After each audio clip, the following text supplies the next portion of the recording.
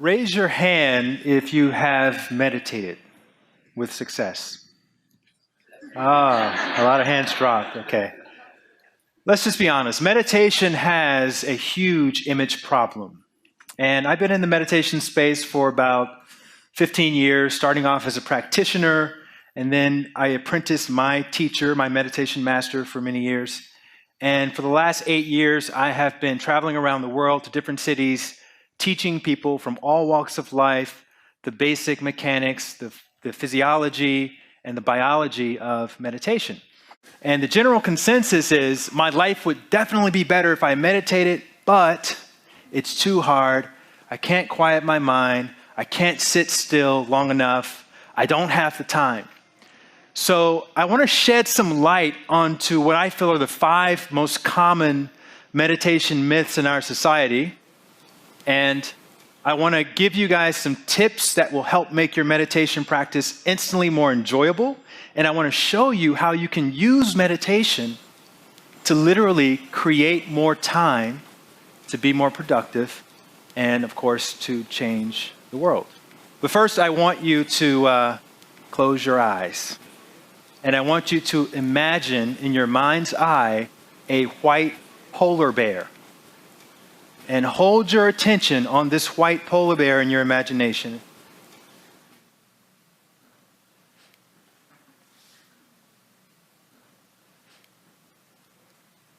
And then open the eyes. Okay.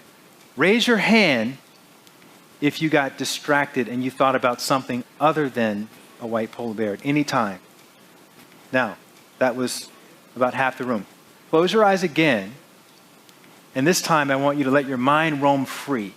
And you can think about anything you want to think about, as long as it's not about a white polar bear. Whatever you do, do not think about a white polar bear. It's very important. Go.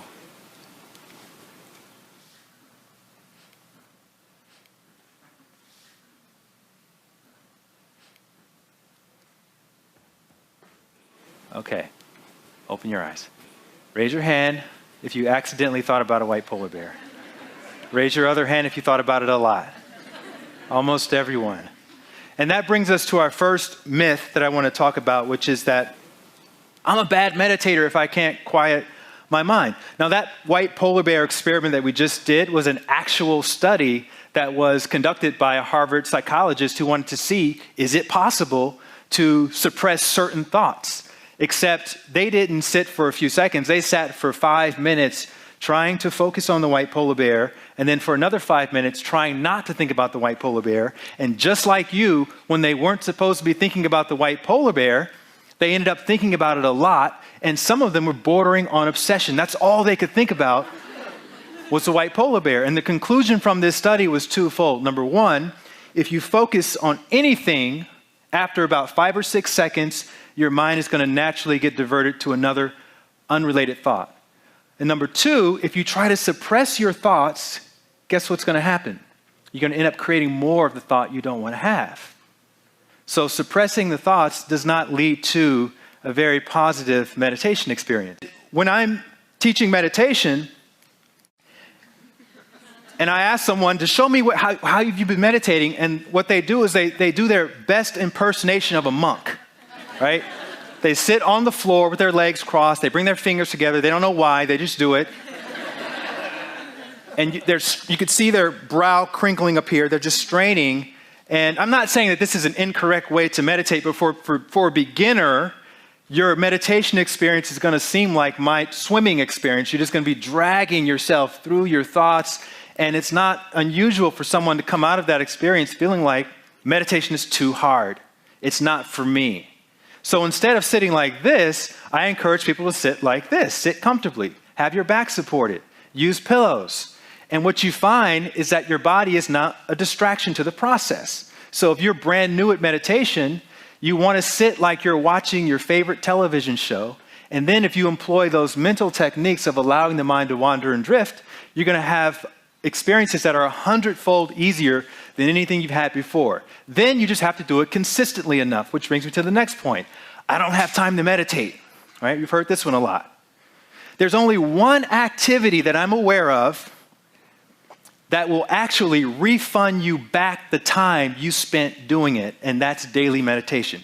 Here's what I mean. We all have a chronological age, and we have a biological age. Your chronological age, of course, advances once every 12 months. Your biological age speeds up or slows down based on how much stress you have in the body. And what's come to light recently, in the last 30 years or so, is that meditation has a reversal effect on biological aging. There was a study that was published in the International Journal of Neuroscience showing that if you had a matching chronological and biological age on your 30th birthday and you started meditating daily, by the time you were 35, you had the skin elasticity and the sexual responsiveness and the auditory threshold and the vision and the memory of a 23-year-old version of yourself. In other words, your biological age was 7 years younger than you were when you started meditating. So saying I don't have time to meditate is kind of like saying I don't have time to file my tax refund where I was going to get back half of the money that I paid out. The next one is meditation will solve all of my problems. You've seen these people running around and evangelizing about meditation. And there's one study that gets cited a lot in meditation circles, and I've cited it before myself. And it involves meditators showing up to a lab room, getting connected to electrodes, right? Now, a lot of you guys meditate. Imagine you show up to this lab. They have you take off your street clothes, put on hospital gown. You go sit down in a chair. It's a steel folding chair. It has a hole on it. And then they connect electrodes to your scalp. And then they put a gas mask analysis machine over your nose and your mouth to measure for oxygen consumption. And then they put an oculogram on your eye to measure for eye movement. And then they put a reference point on your earlobe. And then they put a cardiogram on your heart to measure for heart rate activity. And then they stick a catheter in your arm to take blood samples while you're meditating. And the other palm, they put a galvanic skin response device to measure for sweat. And then you feel some petroleum jelly underneath your butt. And they take a rectal thermometer and they slide that up into your butt to measure for body temperature because all the other orifices are being used for some other kind of measurement. And then they tell you, okay, relax and meditate. Of course, everybody who was in that study reported having horrible meditation experiences, and you would have too, and I would have as well. But what was interesting is that when they looked at the meta-analysis from that study and they saw the results in their physiology, they actually had very positive changes. And they ended up coining this term from this study called the relaxation response, which gets cited a lot when people talk about the benefits of meditation. How do you gauge progress in meditation? If I'm sitting in meditation, I'm having all these thoughts, how do I know I'm successful with meditation? A lot of the times you won't know you're successful until someone else realizes it in you first.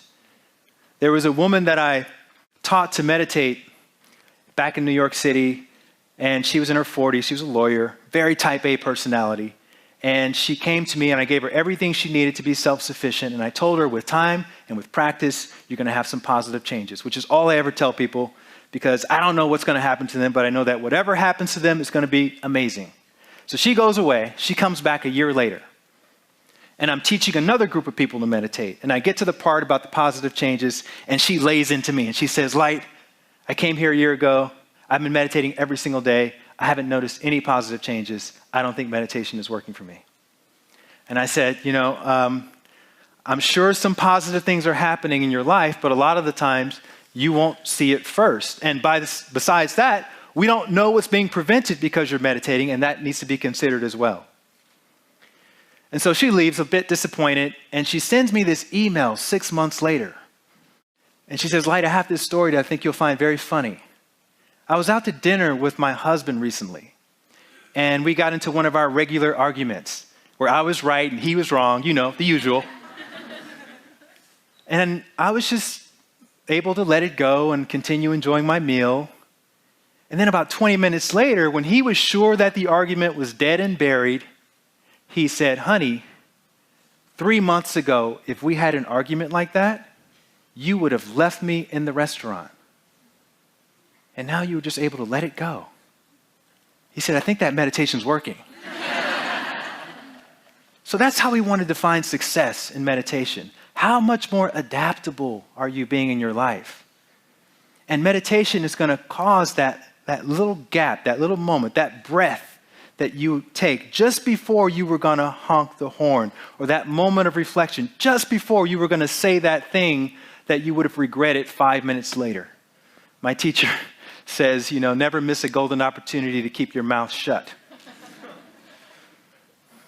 So let's do this, everybody. Let's close your eyes one more time, and I want you to just kind of settle in and just start to notice your breathing very gently. You don't have to control it. Just notice it. And I want you to expect your mind to wander off at some point to some other thought, maybe about the chair, about your body, about the time, or something you're going to do later on tonight. And when you are aware that you've wandered, you just gently come back to noticing your breathing.